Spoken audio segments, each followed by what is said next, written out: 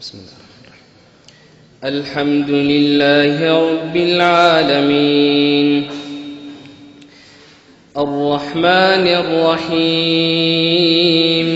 مالك يوم الدين إياك نعبد وإياك نستعين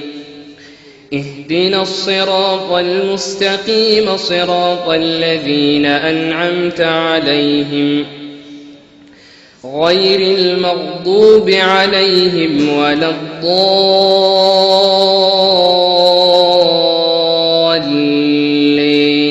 آمين.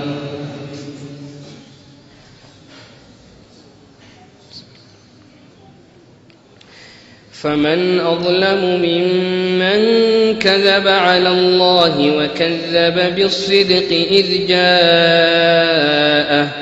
أليس في جهنم مثوى للكافرين والذي جاء بالصدق وصدق به أولئك هم المتقون لهم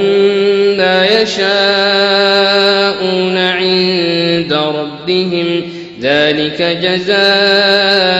المحسنين ليكفر الله عنهم أسوأ الذي عملوا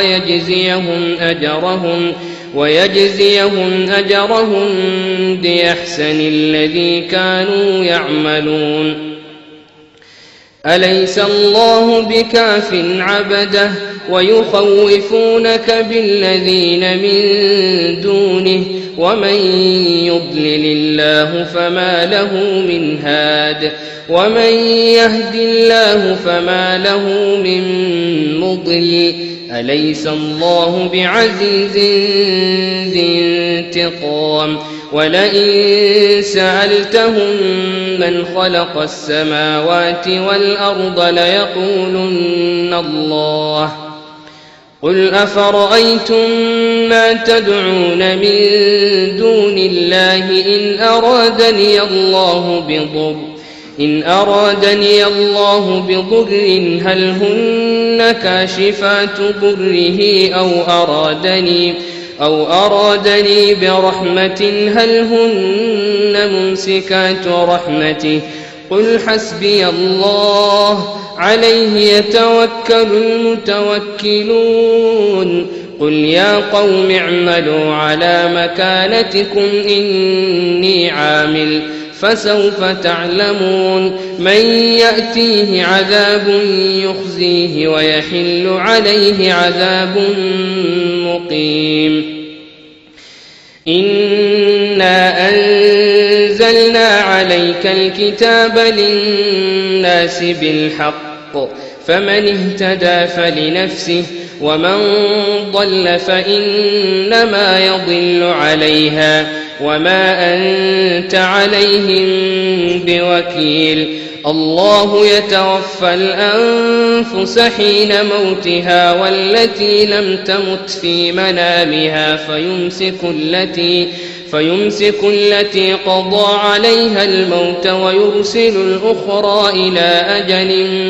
مسمى إن في ذلك لآيات لقوم يتفكرون. أم اتخذوا من دون الله شفعاء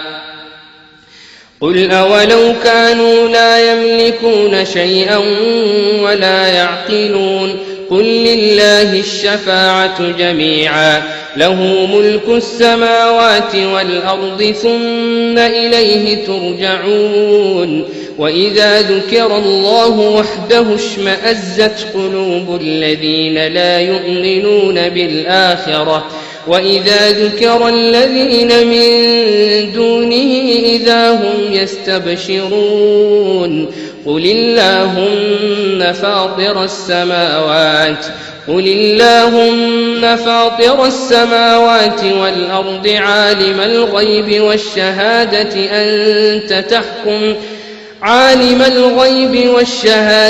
أنت تحكم بين عبادك فيما كانوا فيه يختلفون. ولو أن للذين ظلموا ما في الأرض جميعا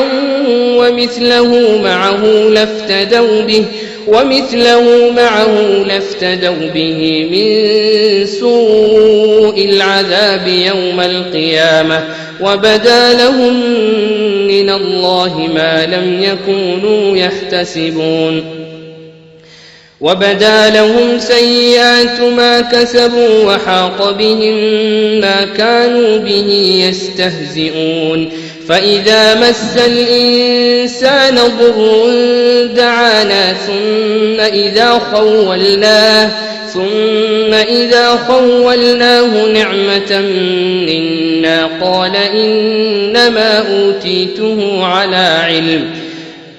ثم إذا خولناه نعمة منا قال إنما أوتيته على علم بل هي فتنة ولكن أكثرهم لا يعلمون قد قالها الذين من قبلهم فما أغنى عنهم ما كانوا يكسبون فأصابهم سيئات ما كسبوا والذين ظلموا من هؤلاء سيصيبهم سيئات ما كسبوا وما هم بمعجزين أولم يعلموا أن الله يبسط الرزق لمن يشاء ويقدر إن في ذلك لآيات لقوم يؤمنون قل يا عبادي الذين أسرفوا على أنفسهم لا تقنطوا من رحمة الله إن الله يغفر الذنوب جميعا إنه هو الغفور الرحيم وأنيبوا إلى ربكم وأسلموا له من قبل أن يأتيكم العذاب ثم لا تنصرون واتبعوا أحسن ما أنزل إليكم من ربكم من قبل أن يأتيكم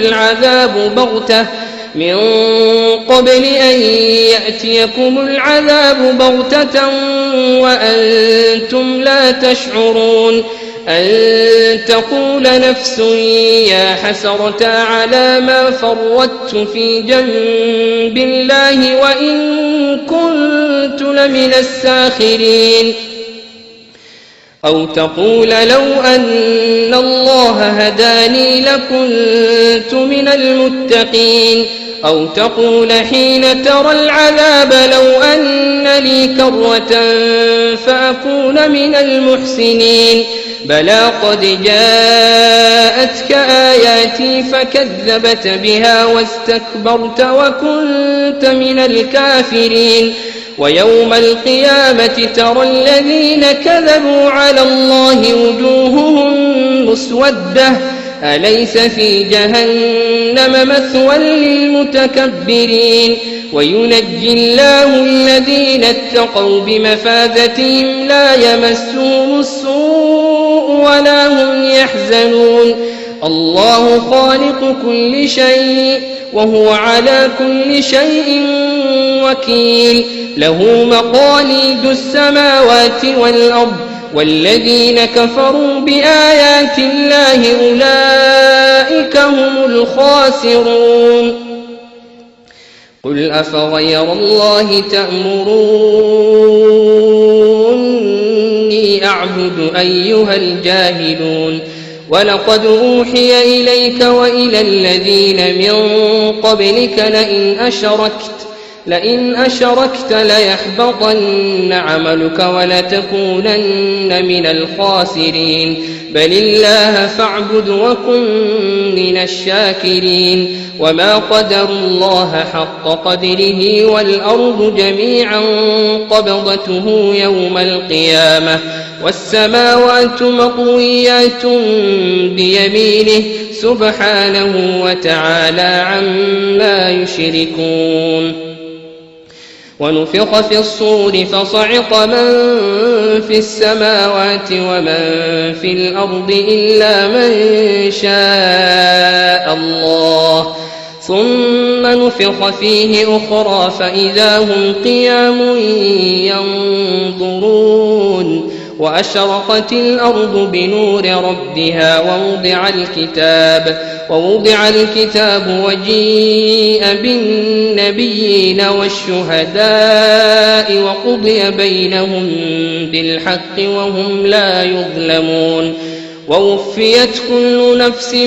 ما عملت وهو أعلم بما يفعلون وسيق الذين كفروا إلى جهنم زمرا حتى إذا جاءوها فتحت أبوابها وقال لهم خزنتها ألم يأتكم رسل منكم يتلون عليكم آيات ربكم وينذرونكم لقاء يومكم هذا قالوا بلى ولكن حقت كلمة العذاب على الكافرين قيل ادخلوا أبواب جهنم خالدين فيها فبئس مثوى المتكبرين وسيق الذين اتقوا ربهم إلى الجنة زمرا حتى إذا جاءوها وفتحت أبوابها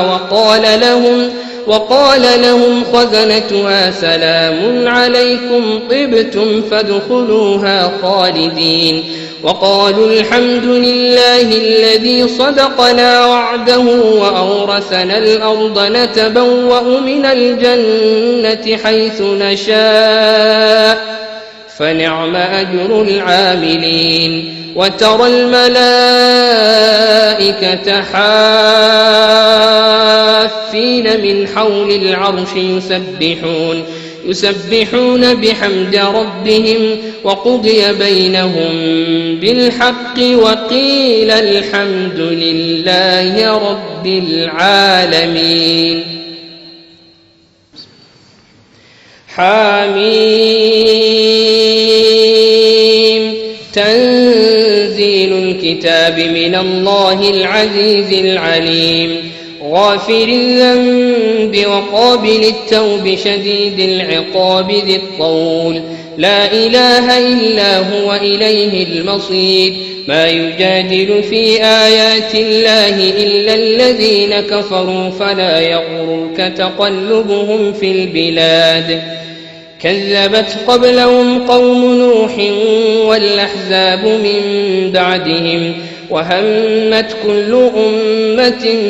برسولهم ليأخذوه وجادلوا بالباطل ليدحضوا به الحق فأخذتهم فكيف كان عقاب وكذلك حقت كلمة ربك على الذين كفروا أنهم أصحاب النار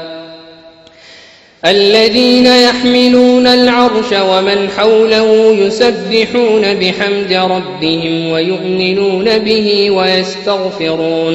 ويستغفرون للذين آمنوا ربنا وسعت كل شيء رحمة وعلما فاغفر للذين تابوا واتبعوا سبيلك وقهم عذاب الجحيم ربنا وادخلهم جنات عدن التي وعدتهم ومن صلح من آبائهم وأزواجهم وذرياتهم إنك أنت العزيز الحكيم وقهم السيئات ومن تق السيئات يومئذ فقد رحمته وذلك هو الفوز العظيم إن الذين كفروا ينادون لمقت الله أكبر من مقتكم أنفسكم إذ تدعون إلى الإيمان فتكفرون قالوا ربنا أمتنا اثنتين وأحييتنا اثنتين فاعترفنا بذنوبنا فهل إلى خروج من سبيل ذلكم بأنه إذا دعي الله وحده كفرتم وإن يشرك به تؤمنوا فالحكم لله العلي الكبير هو الذي يريكم آياته وينزل لكم من السماء رزقا وما يتذكر إلا من ينيب فادعوا الله مخلصين له الدين ولو كره الكافرون رفيع الدرجات ذو العرش يلقي الروح من أمره على من يشاء من عباده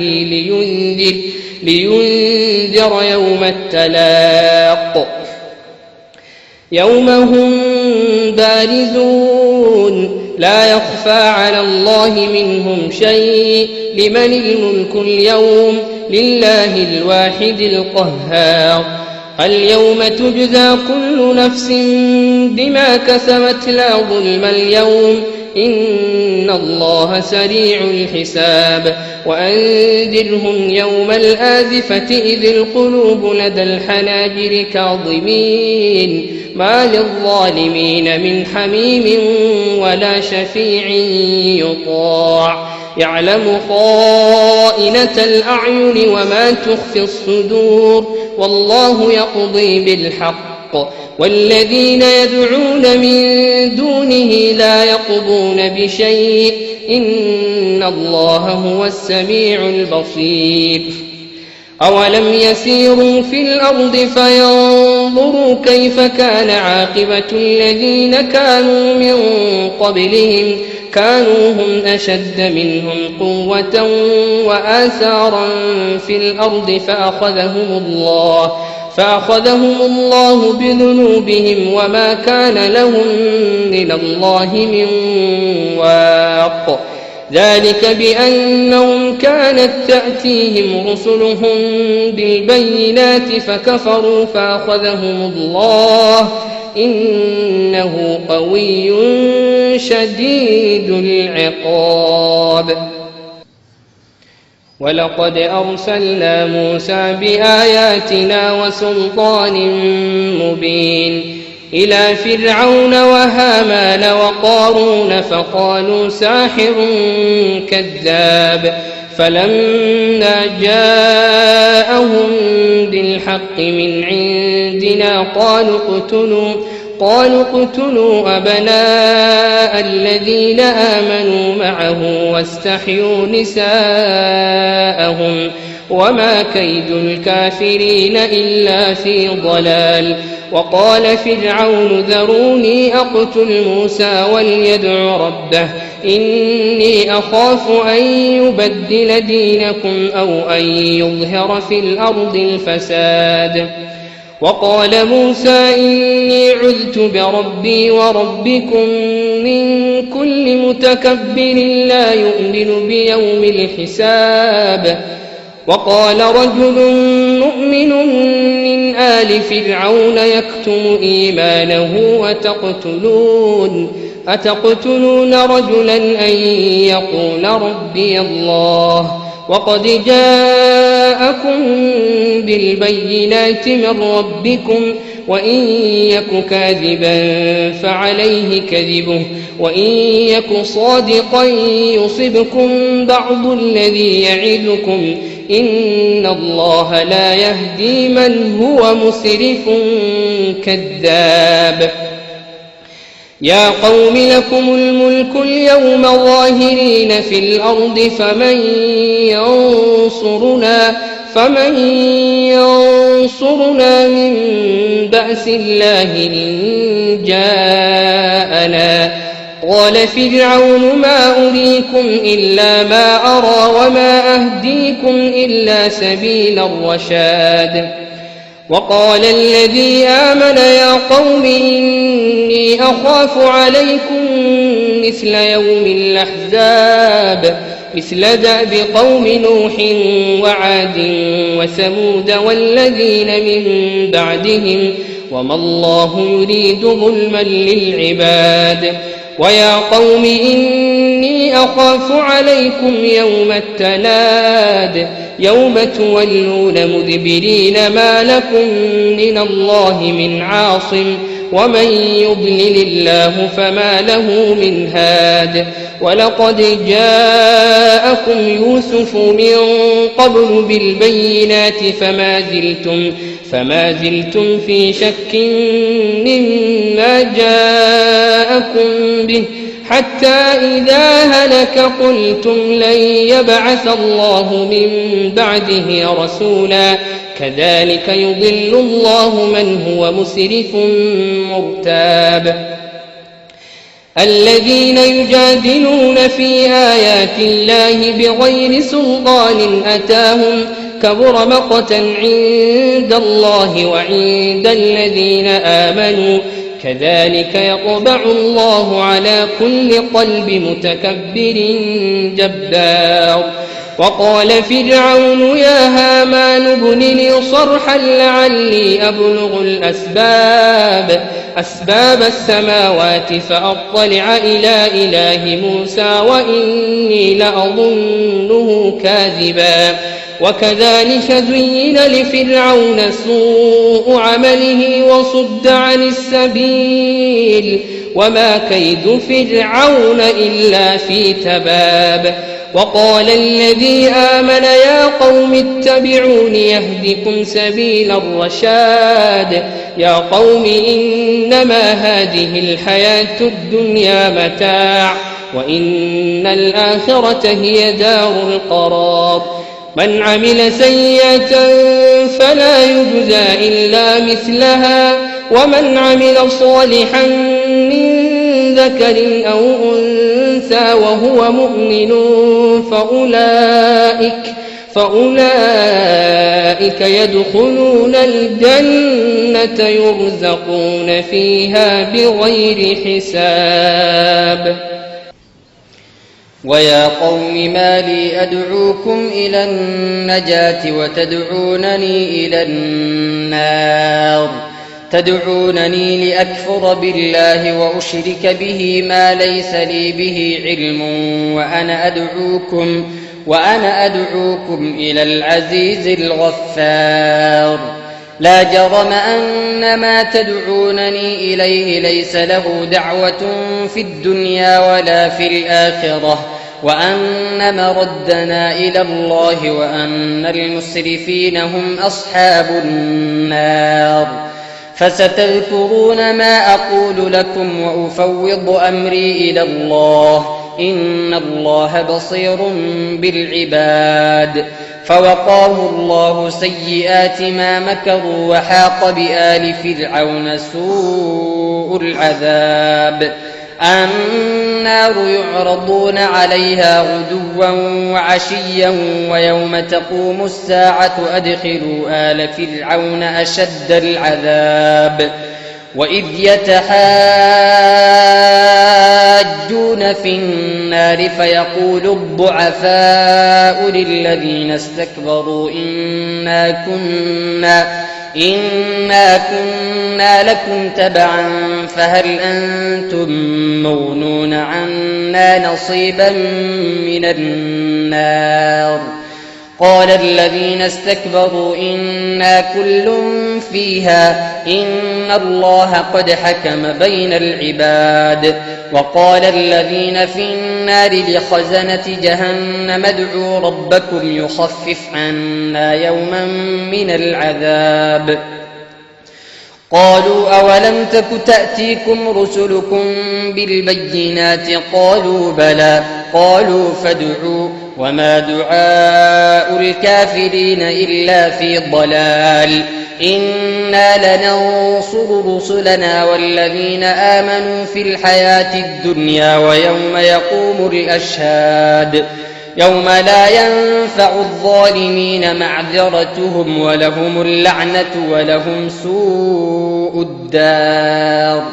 ولقد آتينا موسى الهدى وأورثنا بني إسرائيل الكتاب هدى وذكرى لأولي الألباب فاصبر إن وعد الله حق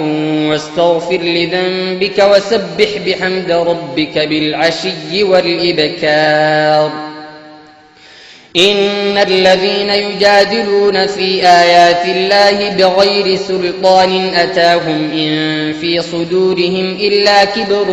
ما هم ببالغيه فاستعذ بالله إنه هو السميع البصير لخلق السماوات والأرض أكبر من خلق الناس ولكن أكثر الناس لا يعلمون وما يستوي الأعمى والبصير والذين آمنوا وعملوا الصالحات ولا المسيء قليلا ما تتذكرون إن الساعة لآتية لا ريب فيها ولكن أكثر الناس لا يؤمنون وقال ربكم ادعوني أستجب لكم إن الذين يستكبرون عن عبادتي سيدخلون جهنم داخرين الله الذي جعل لكم الليل لتسكنوا فيه والنهار مبصرا إن الله لذو فضل على الناس ولكن أكثر الناس لا يشكرون ذلكم الله ربكم خالق كل شيء لا إله إلا هو فأنى تؤفكون كذلك يؤفك الذين كانوا بآيات الله يجحدون الله الذي جعل لكم الأرض قرارا والسماء بناء وصوركم فأحسن صوركم ورزقكم من الطيبات ذلكم الله ربكم فتبارك الله رب العالمين هو الحي لا إله إلا هو فادعوه مخلصين له الدين الحمد لله رب العالمين قل إني نهيت أن أعبد الذين تدعون من دون الله لما جاءني البينات من ربي وأمرت أن أسلم لرب العالمين هو الذي خلقكم من تراب ثم من نطفة ثم من علقة ثم يخرجكم طفلا ثم لتبلغوا أشدكم ثم لتكونوا شيوخا ومنكم من يتوفى من قبل ولتبلغوا أجلا مسمى ولعلكم تعقلون هو الذي يحيي ويميت فإذا قضى أمرا فإنما يقول له كن فيكون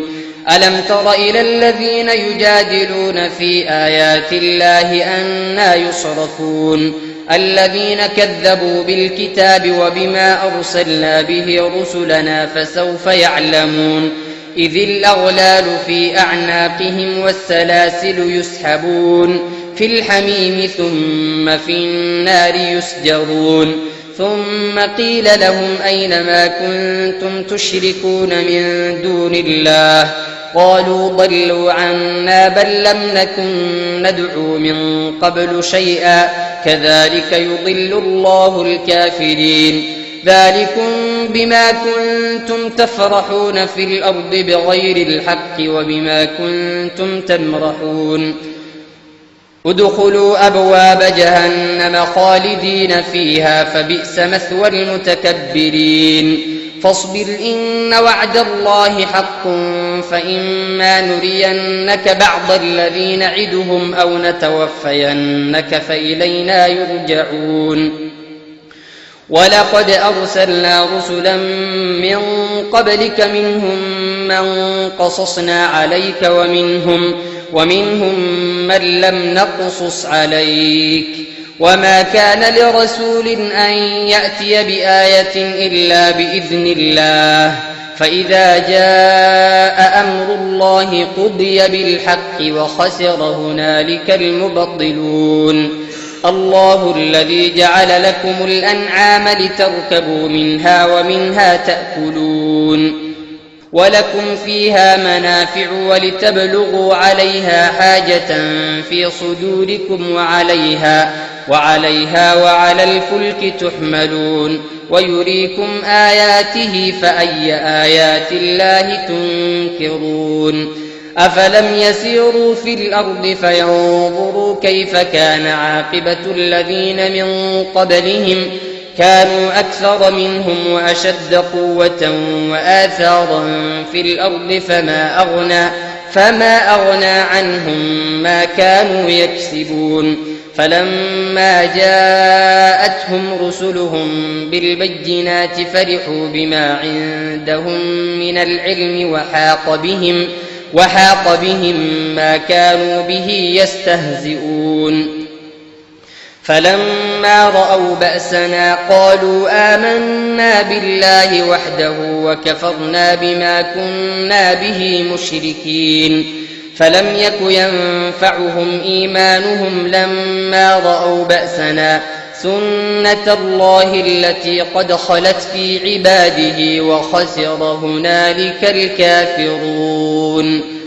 بسم الله الرحمن الرحيم. حميم. تنزيل من الرحمن الرحيم. كتاب فصلت آياته قرآنا عربيا لقوم يعلمون بشيرا ونذيرا فأعرض أكثرهم فهم لا يسمعون وقالوا قلوبنا في أكنة مما تدعونا إليه وفي آذاننا وقر ومن بيننا وبينك حجاب فاعمل إننا عاملون. قل إنما أنا بشر مثلكم يوحى إلي أنما إلهكم إله واحد فاستقيموا إليه واستغفروه وويل للمشركين الذين لا يؤتون الزكاة وهم بالآخرة هم كافرون. إن الذين آمنوا وعملوا الصالحات لهم أجر غير ممنون. قل أئنكم لتكفرون بالذي خلق الأرض في يومين وتجعلون له أندادا ذلك رب العالمين. وجعل فيها رواسي من فوقها وبارك فيها وقدر فيها أقواتها في 4 أيام سواء للسائلين ثم استوى إلى السماء وهي دخان فقال لها وللأرض ائتيا طوعا أو كرها قالتا أتينا طائعين فقضاهن 7 سماوات في يومين وأوحى في كل سماء أمرها وزينا السماء الدنيا بمصابيح وحفظا ذلك تقدير العزيز العليم. فإن أعرضوا فقل أنذرتكم صاعقة مثل صاعقة عاد وثمود إذ جاءتهم الرسل من بين أيديهم ومن خلفهم ألا تعبدوا إلا الله قالوا لو شاء ربنا لأنزل ملائكة فإنا بما أرسلتم به كافرون. فأما عاد فاستكبروا في الأرض بغير الحق وقالوا من أشد منا قوة أولم يروا أن الله الذي خلقهم هو أشد منهم قوة وكانوا بآياتنا يجحدون. فأرسلنا عليهم ريحا صرصرا في أيام نحسات لنذيقهم عذاب الخزي في الحياة الدنيا ولعذاب الآخرة أخزى وهم لا ينصرون. وأما ثمود فهديناهم فاستحبوا العمى على الهدى فأخذتهم صاعقة العذاب الهون بما كانوا يكسبون ونجينا الذين آمنوا وكانوا يتقون. ويوم يحشر أعداء الله إلى النار فهم يوزعون حتى إذا ما جاءوها شهد عليهم سمعهم وأبصارهم وجلودهم بما كانوا يعملون وقالوا لجلودهم لم شهدتم علينا قالوا أنطقنا الله الذي أنطق كل شيء وهو خلقكم أول مرة وإليه ترجعون وما كنتم تستترون أن يشهد عليكم سمعكم ولا أبصاركم ولا جلودكم ولكن ظننتم أن الله لا يعلم كثيرا مما تعملون وذلكم ظنكم الذي ظننتم بربكم أرداكم فأصبحتم من الخاسرين فإن يصبروا فالنار مثوى لهم وإن يستعتبوا فما هم من المعتبين وقيضنا لهم قرناء فزينوا لهم ما بين أيديهم وما خلفهم وحق عليهم القول في قد خلت من قبلهم من الجن والإنس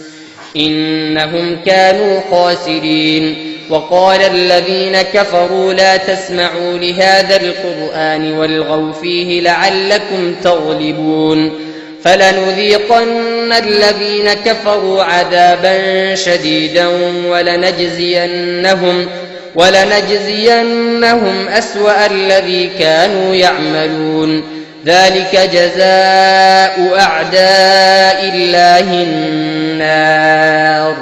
لهم فيها دار الخلد جزاء بما كانوا بآياتنا يجحدون وقال الذين كفروا ربنا أرنا الذين أضلانا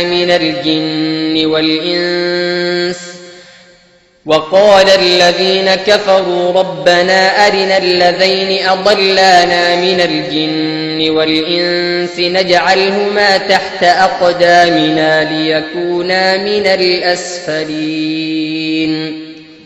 إن الذين قالوا ربنا الله ثم استقاموا تتنزل عليهم الملائكة ألا تخافوا ولا تحزنوا وأبشروا بالجنة التي كنتم توعدون نحن أولياؤكم في الحياة الدنيا وفي الآخرة ولكم فيها ما تشتهي أنفسكم ولكم فيها ما تدعون نزلا من غفور رحيم ومن أحسن قولا ممن دعا إلى الله وعمل صالحا وقال إنني من المسلمين ولا تستوي الحسنة ولا السيئة ادفع بالتي هي أحسن فإذا الذي بينك وبينه عداوة كأنه ولي حميم وما يلقاها إلا الذين صبروا وما يلقاها إلا ذو حظ عظيم وإما ينزغنك من الشيطان نزغ فاستعذ بالله إنه هو السميع العليم ومن آياته الليل والنهار والشمس والقمر لا تسجدوا للشمس ولا للقمر واسجدوا لله الذي خلقهن إن كنتم إياه تعبدون فإن استكبروا فالذين عند ربك يسبحون له بالليل والنهار وهم لا يسأمون الله